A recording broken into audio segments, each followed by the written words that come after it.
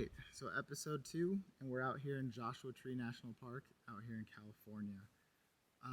This week, I decided to cover this trip with covered calls on HIMS. I decided to sell some $40 strikes ending this week, July 10th, and the premium covered the entire trip and some. And that's the whole purpose of this series, is just using my portfolio to enjoy and experience the world in random places. A little bit with HIMS, I know, as you guys know, peptide news is coming up at the latter part of July, so there's going to be a lot of volatility. And I want to take advantage of that volatility and milk some of the premiums. I'm okay letting the shares go at 40. In fact, for transparency, I'm in quite a bit of margin with HIMS because of some cash secured puts that kind of screwed me, but it's all right. We'll make it work. But that's the great thing about the markets, is you can take advantage of downturns and you can take advantage of upswings. And that's what I want to do. Some other great news that happened is PLTR and ZETA. I mean, the two companies that I'm known for have made such an amazing partnership, and I'm not going to go into the details. You can read articles by my good friend Nick, Wealthmatica.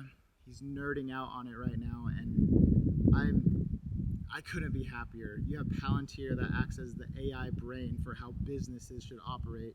Then you have ZETA that is being the brain for how customers within those businesses operate. And when you combine the two, it's just going to be a crazy behemoth of a strategic partnership. And I can't wait for that journey to play itself out.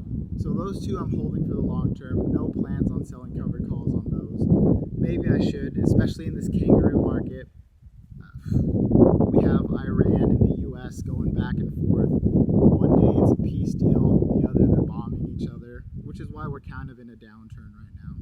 But you know how it goes. Trump wants the stock market to go up. I believe it'll go up. I don't think he's going to want a terrible market, high oil prices, especially if we're going into November, election season. So it'll be all right.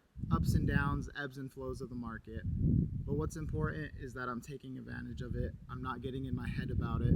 And I'm just enjoying and reaping the benefits of what I've made so far. And right now, like I said, I'm in Joshua Tree. I can't complain. I'm barely thinking about the markets because I'm so solid in my conviction in what I'm doing that I get to enjoy this stuff. So that's this week. Next week, maybe I'll be somewhere in Vegas. I don't know, but that's the great part about this journey that I'm on. So with that being said, here's a little Joshua Tree.